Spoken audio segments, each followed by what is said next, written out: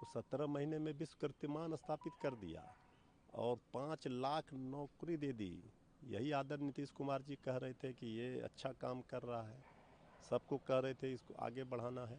तो अब आदरणीय नीतीश कुमार जी तो चले गए बीजेपी के साथ, अब उन्हीं पर कब्जा हो गया बीजेपी का। तब क्या बोलेंगे बेचारे। फिर जनता देख रही है 17 वर्षों के एनडीए के शासनकाल में 17